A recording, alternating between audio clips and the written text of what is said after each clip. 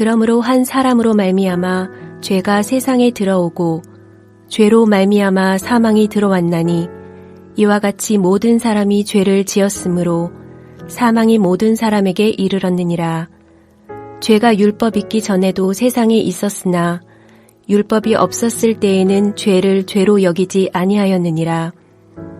그러나 아담으로부터 모세까지 아담의 범죄와 같은 죄를 짓지 아니한 자들까지도 사망이 왕 노릇하였나니 아담은 오실자의 모형이라.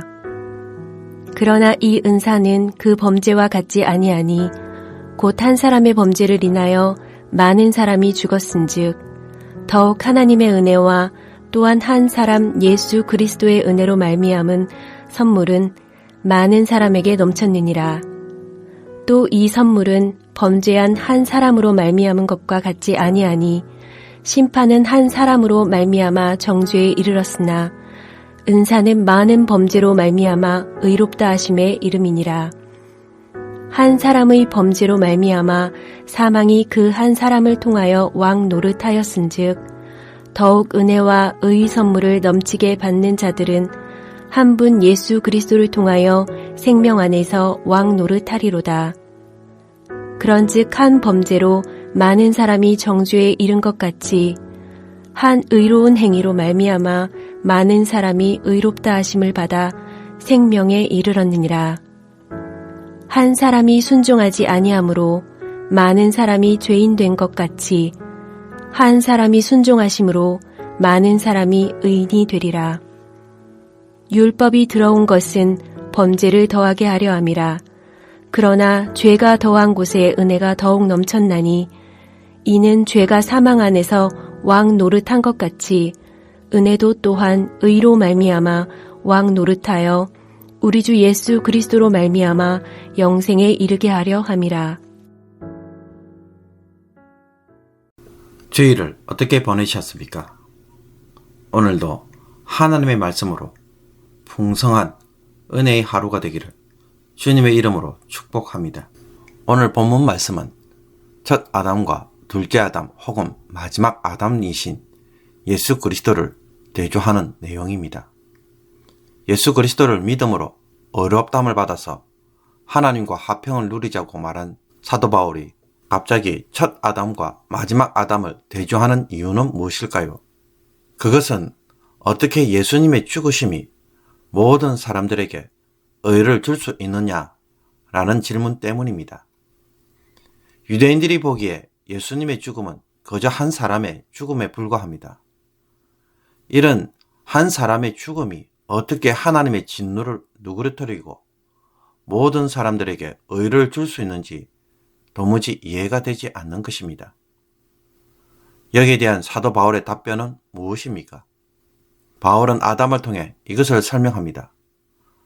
아담 한 사람의 범죄함으로 세상에 죄가 들어왔고 그 죄로 인해 모든 사람들에게 사망이 이르렀다는 것입니다. 만약에 하나님이 아담을 그냥 한 사람으로만 대하셨다면 어떻게 되었을까요? 아담만 범죄하였고 그래서 아담 혼자만 죽었을 것입니다. 그런데 아담의 범죄로 인하여서 모든 사람들에게 사망이 임하였다는 것은 아담이 인류의 대표자로 세워졌다는 것입니다. 그래서 아담의 범죄가 모든 사람들의 범죄가 되고 아담의 죽음은 모든 사람들의 죽음이 된 것입니다. 이것은 율법이 있으므로 그때서부터 죄가 생겨난 것이 아닙니다.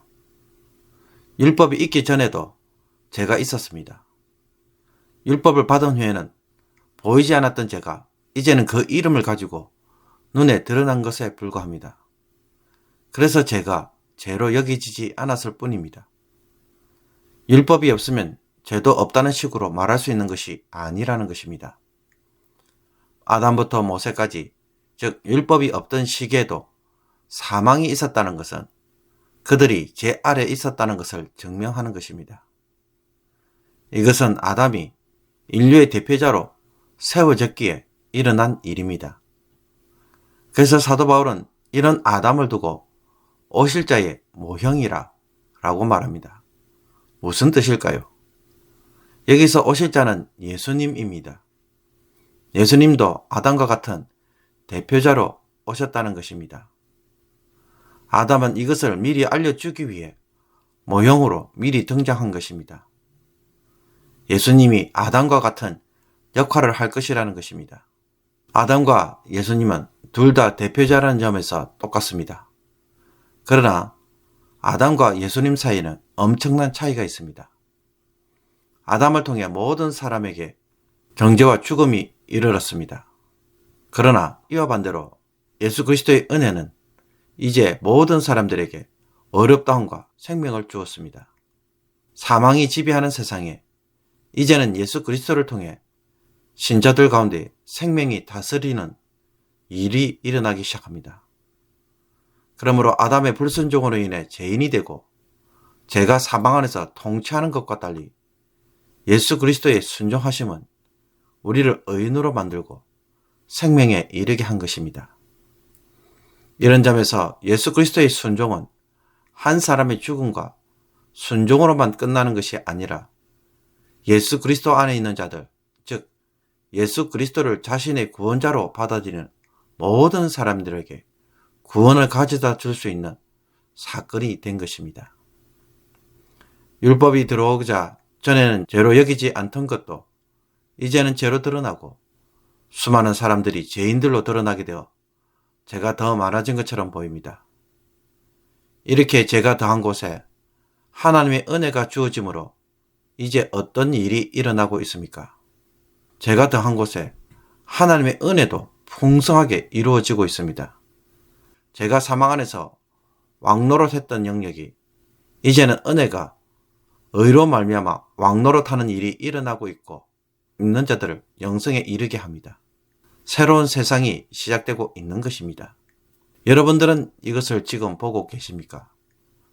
예수님을 통해 이루어지고 시작된 이 새로운 생명의 역사가 서서히 확장되고 있으며 이것이 세상 속에 파고들어서 언젠가는 완성이 될 것을 바라보고 계십니까? 복음 전파를 하는 것은 기독교라는 종교가 확장되는 것이 아니라 사망이 지배하던 영역이 생명이 지배하는 영역으로 바뀌어지는 것을 의미합니다. 죄가 지배함으로 사망이 다스리는 곳을 은혜로 주어지는 의가 왕노릇하기 위해서는 성도의 복음 전파는 무엇보다도 중요합니다. 제자들이 예수님의 은혜로 구원을 받았지만 동시에 복음의 증인들로 세워진 것처럼 우리 역시도 예수님의 이런 구원 사역을, 이 기쁜 소식을 전할 자로 부름을 받았습니다. 이것을 어떻게 목회자나 선교사에게만 해당하는 일로 제한할 수 있겠습니까? 나 자신이 예수님을 믿고 있다면 이것 자체가 생명의 증거자로 살고 있는 것입니다. 그런데도 복음 전파를 왜 나는 자꾸 내 자신이 아닌 다른 사람에게로 돌리려고 하는지 한번 되돌아보기를 원합니다. 과연 이 생각은 성령이 주시는 생각일까요? 아니면 사탄이 주는 생각일까요? 어제 주일에 증거한 말씀처럼 우리는 예수 그리스도를 통해 이루어진 하나님의 언약의 성취와 그 결과 속에 벌써 들어와 있습니다. 예수님이 우리의 대표자가 되어 이 모든 것을 이루셨기 때문입니다. 오늘 믿고 나중에 이루어지는 일이 아니라 벌써 시작된 결과 속에서 우리는 살고 있음을 확신할 수 있기를 바랍니다. 그래서 우리에게는 새로운 삶, 새로운 생명의 증거인 성령을 지금 받아 누리고 있고 구원이 시작되고 있습니다. 때론 연약해서 넘어지고 똑같은 죄를 반복하며 너무 실패를 자주 하는 나 자신의 모습에 이렇게 살면 나중에 구원을 받지 못하는 것은 아닌가라는 생각이 들 때가 있습니다. 그러나 예수님 안에 있는 사람은 어떤 사람입니까? 그리스도 안에서 성취된 구원을 지금 이곳에서 경험하고 있습니다. 이런 사람이 구원을 받지 못할까봐 의심을 하는 것은 참으로 이상한 일입니다. 지금 우리에게 필요로 하는 것은 구원에 대한 의심이 아니라 예수 그리스도에게로 속히 돌아가서 예수님을 다시 사랑하는 것이고 그분의 구원의 능력을 사모하여서 그 역사로 죄를 이기는 것입니다. 내가 구원의 생명을 누리도록 우리 가운데 지금도 역사하시는 그 은혜를 간절히 사모하는 것입니다. 예수님이 나의 구주가 되심을 더욱더 인정하고 그분에게 내 실패와 내 문제를 맡기면서 주님의 도우심을 간구할 수 있기를 바랍니다. 주님을 의지하고 기도하면서 그분이 주시는 깨달음과 도전에 귀를 기울여 보십시오. 조급하지 말고 내 안에 역사해 주시기를 사모하고 기도하다 보면 어느 순간에 하나님이 일하고 계심을 느끼게 될 것입니다. 새로운 마음을 창조하시는 은혜를 누릴 것입니다. 그분이 오늘도 어떻게 나를 구원해 나가시는지 이 은혜를 사모하고 이 은혜로 변화되는 새로운 삶을 살기를 주님의 이름으로 축복합니다. 기도드리겠습니다. 죄인된 우리를 하나님의 자녀로 삼으시고 아버지로 부르게 하신 하나님, 예수 그리스도를 통해 우리를 구원하여 주심을 참으로 감사드리며 찬양합니다. 예수 그리스도가 믿음의 주여 온전케 하시는 이심을 다시 한번 고백하며 그 일을 성령을 통해 매일 체험하게 하여 주옵소서. 장차 구원받을 것이 아니라 벌써 이루어 놓으신 구원 역사를 지금 이곳에서 체험하며 그 생명을 증거하는 성도가 되게 하여 주옵소서. 하나님이 우리를 위하여 행하신 이 놀랍고 위대한 예수 그리스도의 구원을 오늘도 감격하며 흔들리지 않는 구원의 확신으로 살게 하여 주옵소서. 이것을 더 깊이 누리도록 오늘도 예수님을 더 깊이 사랑하는 모든 성도들이 되게 하여 주옵소서.